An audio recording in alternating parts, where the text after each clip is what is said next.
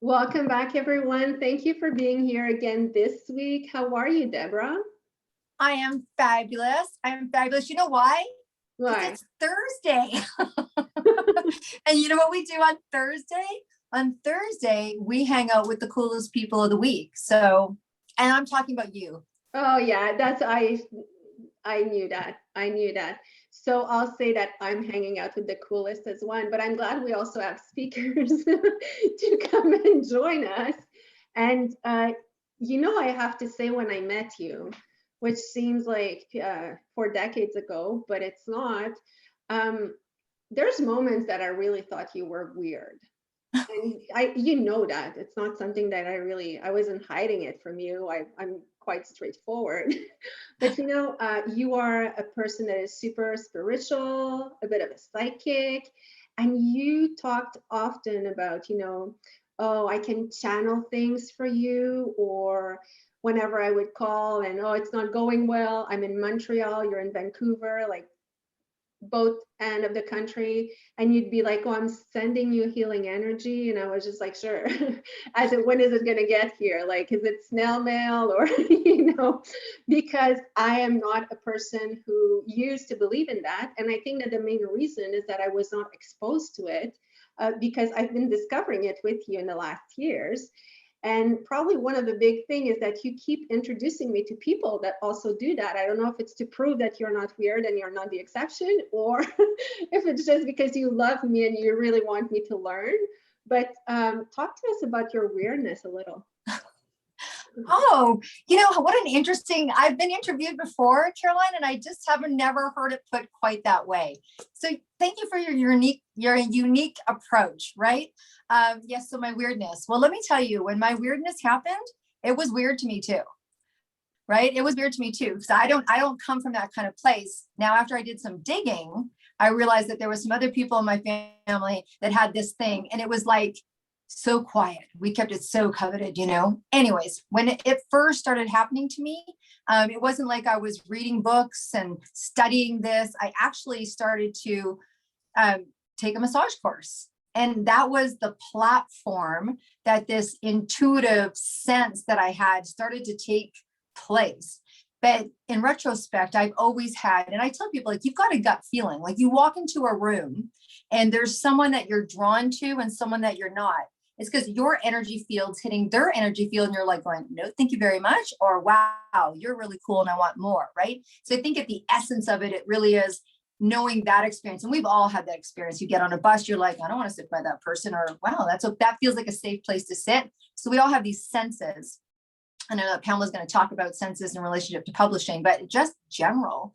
And so when it started happening to me, it was so kind of freaky. I was massaging people and I was hearing messages in my head. Now look, I come from a music scene, nightclubs, cocktail waitressing, dancing all night, having fun. I went from one kind of vision land to another kind of vision land. And it was bizarre. It wasn't like I could call up my friends in my little circle and go, yo, I just had a vision today. So I asked one person, my massage teacher, like, hey, does this happen to you? And she's like, no, but it's super cool. And I'm like, not cool. So it took a long time to even accept it within myself. And that was probably the biggest part of it. And then having a society that was okay to talk about it.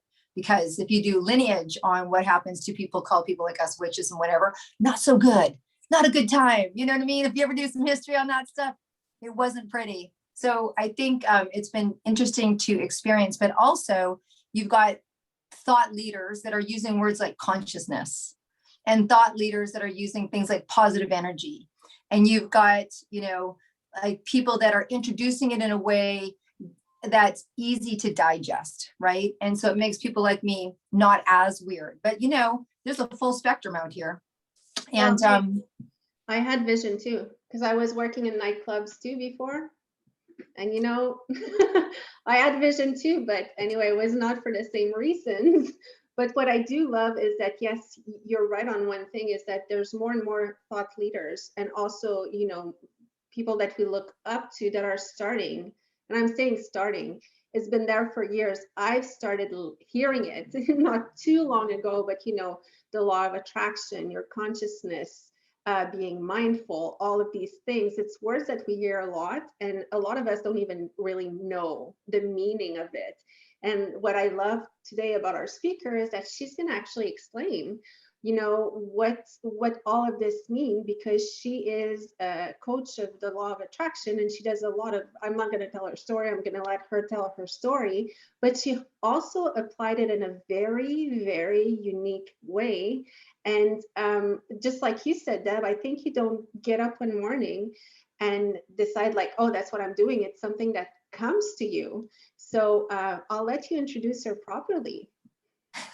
Well, yes, let's hear it from Pamela herself, because the interesting thing is when I met Pamela, which is all I think serendipity, when you meet people on social media or Facebook or whatever you're doing, or at the coffee shop or whatever you're doing, I think that there's a draw to someone's Facebook as much as there could be a draw at a networking event, right? And so myself and Caroline, we do obviously a lot of publishing. And so I was like, ooh, she's a publisher. So I was naturally drawn to what she did.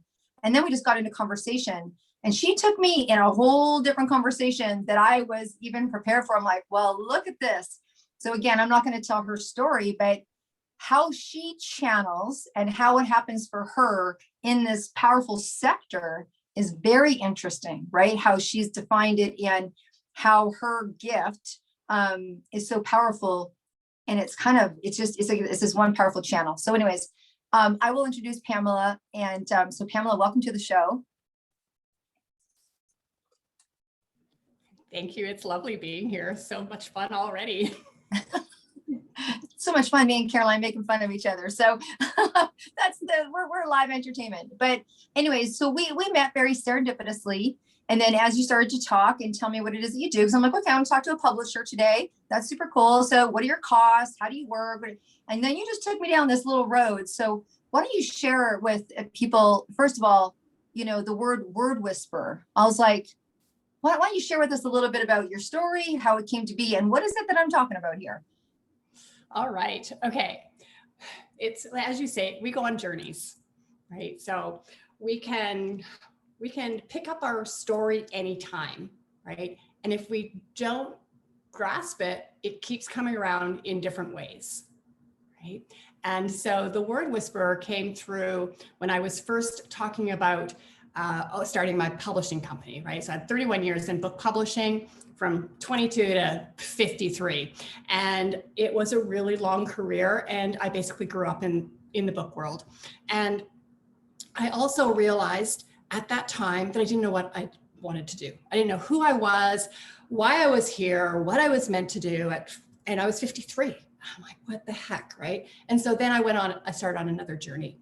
And the word whisperer actually started with the book whisperer when I first started my publishing company, right? And then it morphed into, I actually help people with words.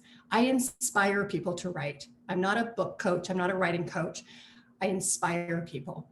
And the publishing piece came up from a conversation with someone who was helping me with some marketing, because I really was lost, and it was 3 years ago, right? So now I'm like 59, and I really wanted to land into my business because I had been floundering. It was really difficult, and I knew I wasn't meant to go back and get a job, right?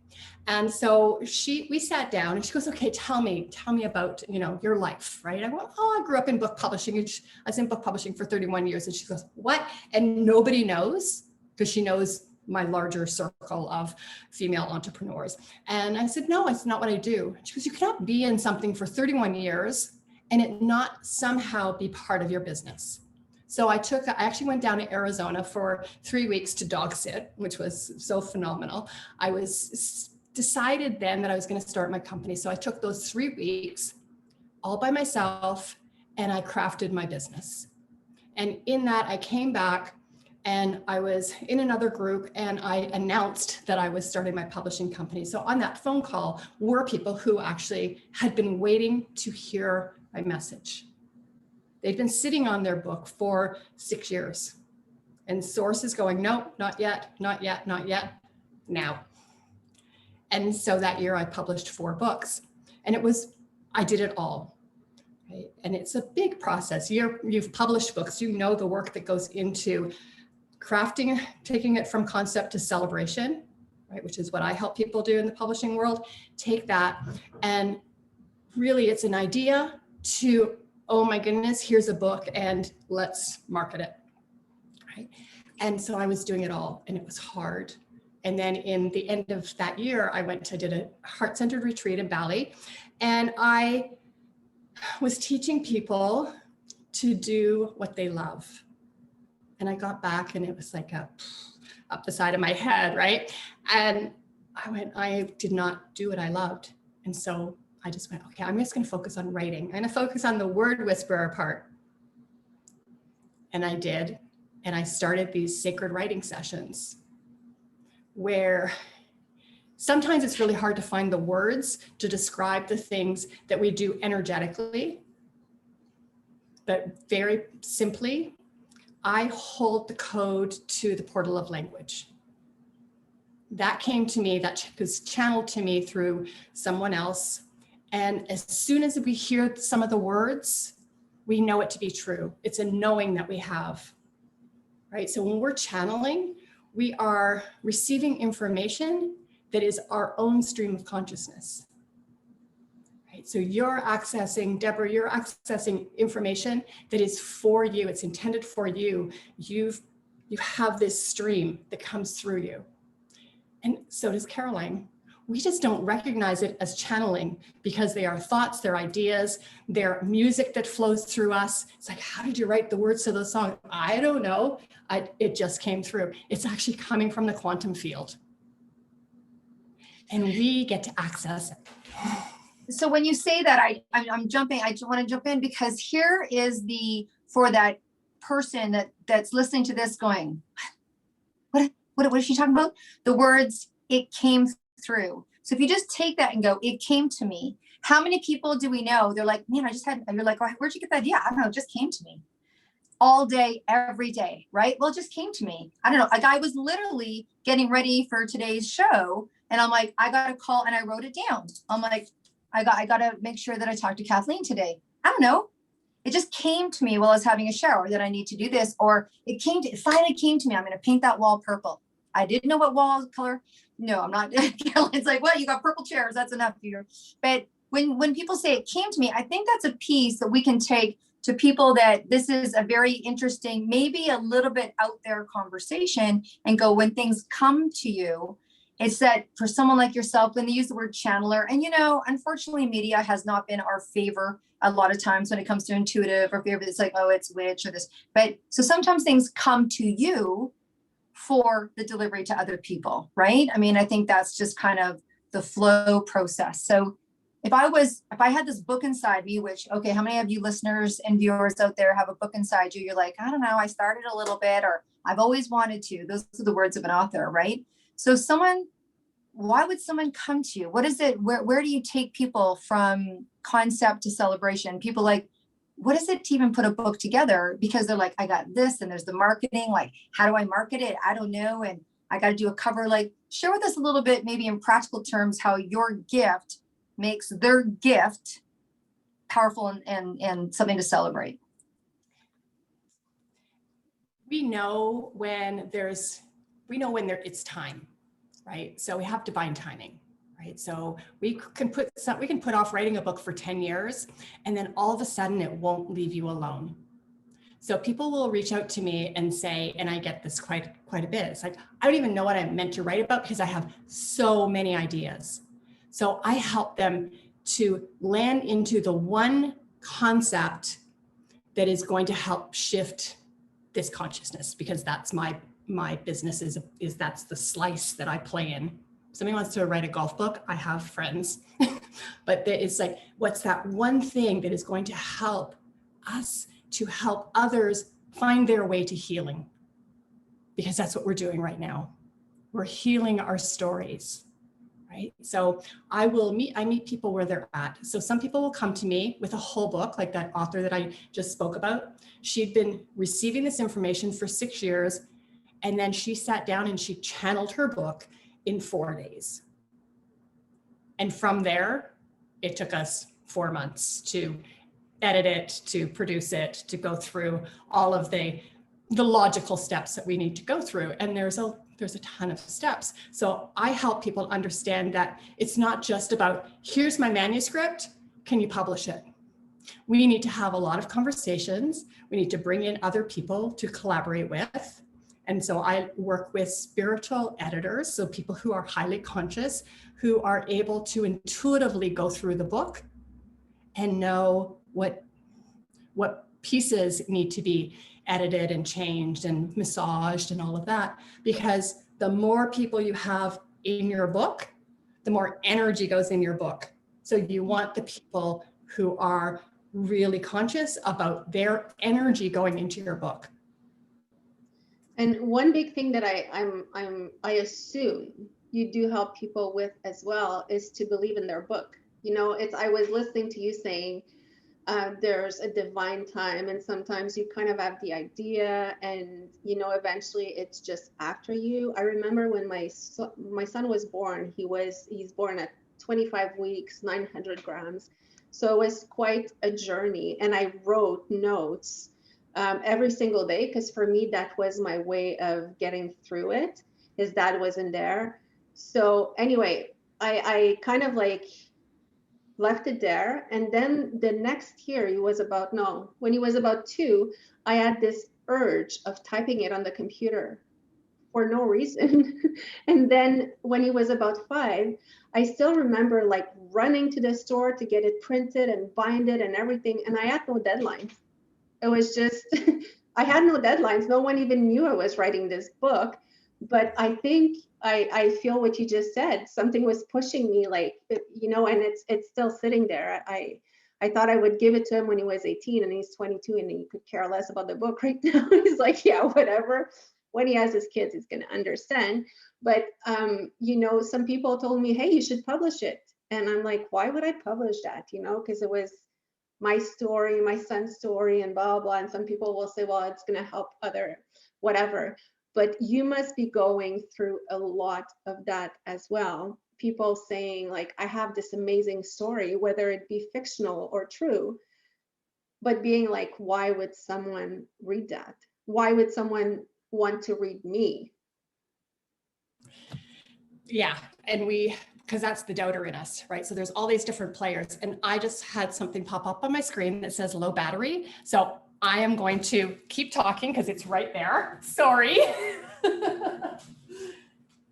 No worries. Well, you know what, Caroline? I mean, let's talk a little bit about this, because we've published our own book and we've gone through that journey, and it came from out of nowhere, the 20 Powerful Women in Network Marketing. I was just talking to someone about it this morning, and I said, hey, you need to get the copy of this.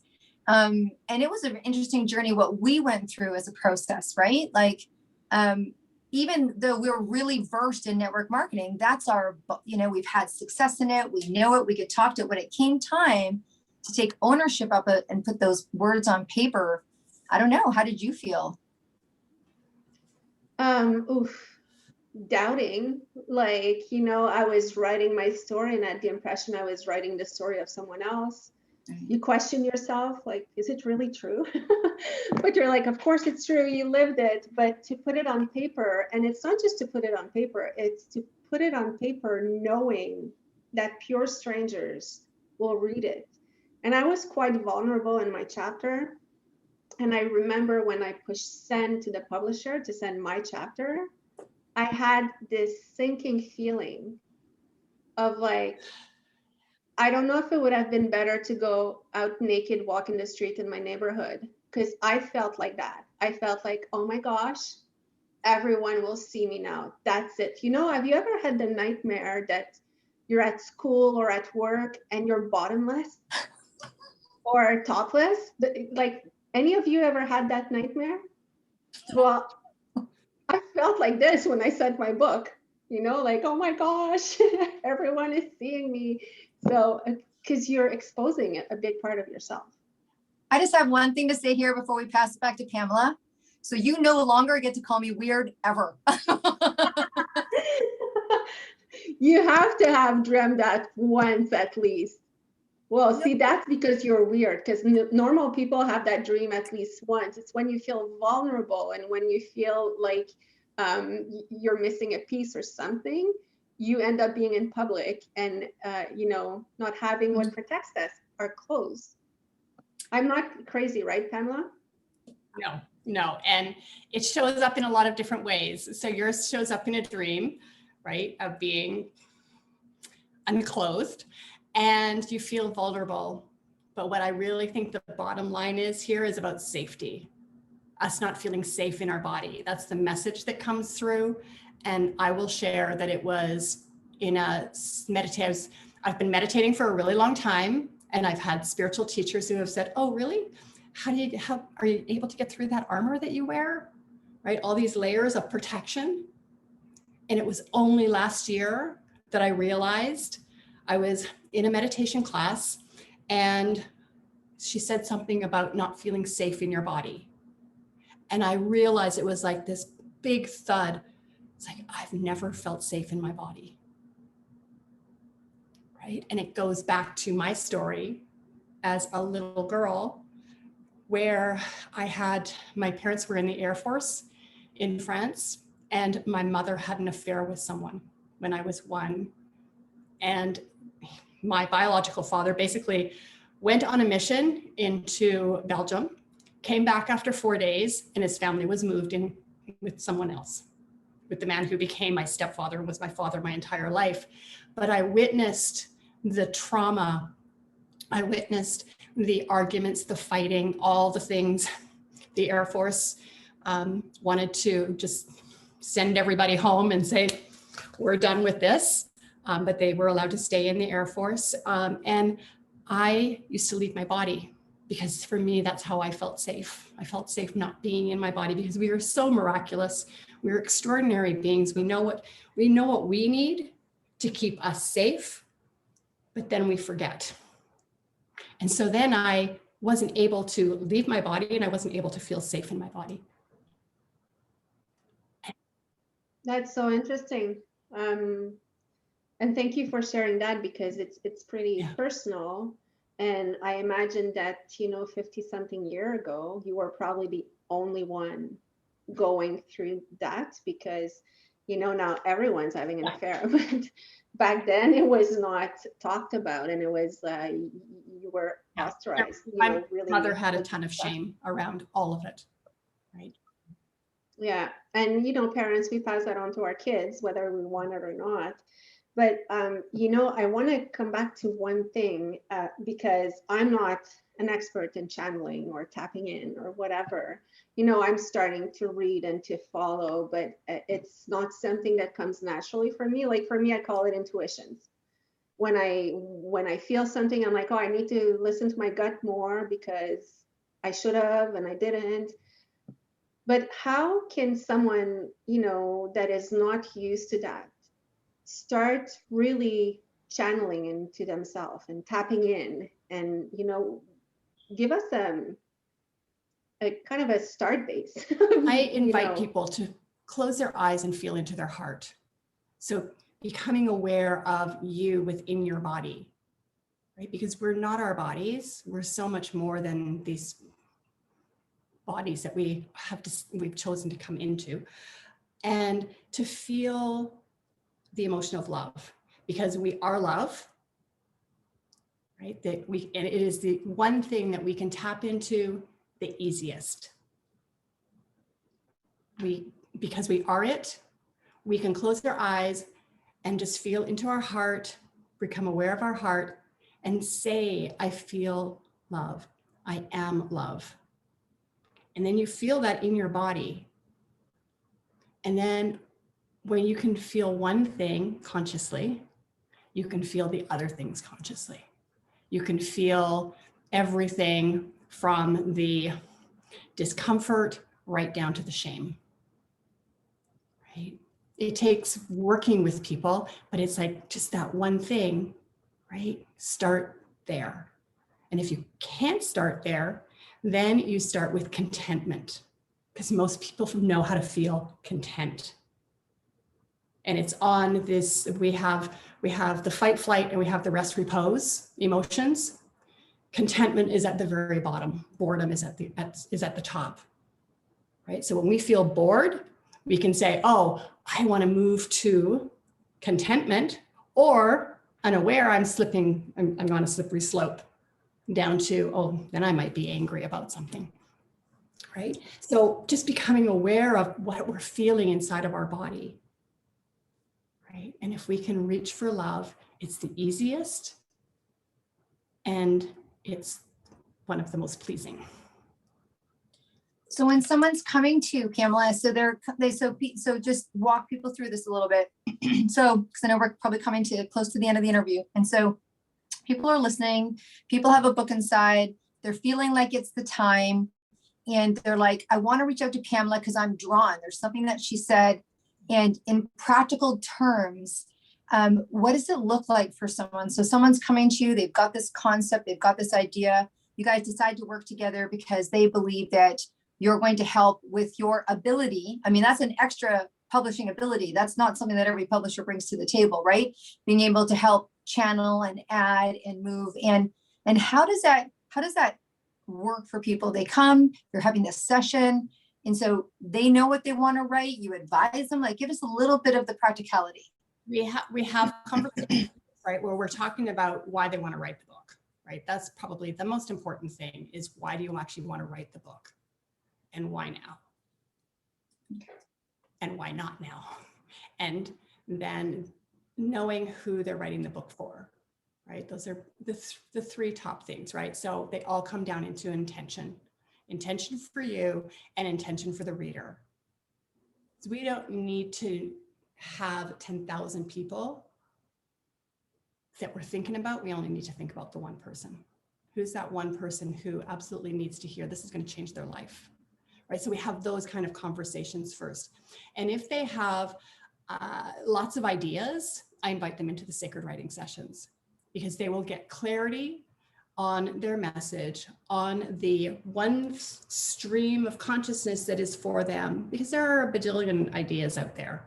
And we have 60,000 thoughts a day. So is it any wonder that we are lost with all of the thoughts and ideas that we have? Right? So we go one of two ways. Either we go right into the publishing stream, right, where we sit down and it's like they might come with a finished manuscript, right? So I'll look at the book, or they go into the sacred writing sessions so that they can get clarity about what they want to write about, because they might have 5 books. Which one do you want to start with? Yeah, true, right? Very true.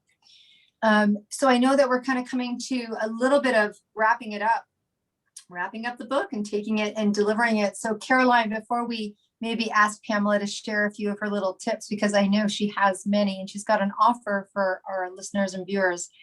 Is there anything else that you wanted to? Well, yes, the main thing, I know that you have a super powerful 10 writing tips that it's a must know, must have. And that I believe you will graciously offer it to listeners and viewers who will reach out to you. But like for now, because I don't like to wait, I'm not that patient. Can you share one or two with us? I will share one, and it is the number one tip that I talk about this in so many different ways and so many different conversations, but it is that everything is energy. And intention is everything. So the energy of the words you think, speak, and write create the results you achieve. So it's all connected. So when we can write from that perspective, when we know that it's all energy and that we are actually the masters of our energy, many of us are untrained. Yes. That's so true, and that's one thing that I'm realizing more and more is, and you told me like before the interview, we all have it inside. It's just that some think it's ideas, some think it's energy, and some know what to do with with it. So that's, it's a simple thing to say, but it's very powerful at the same time. And so how can people reach you or reach out to you? My website is PamelaLynch.com. And Lynch, right? Yeah. And my email is Pamela@PamelaLynch.com. Awesome. Well, Pamela, it was, beautiful to meet you. And I really enjoyed our interview.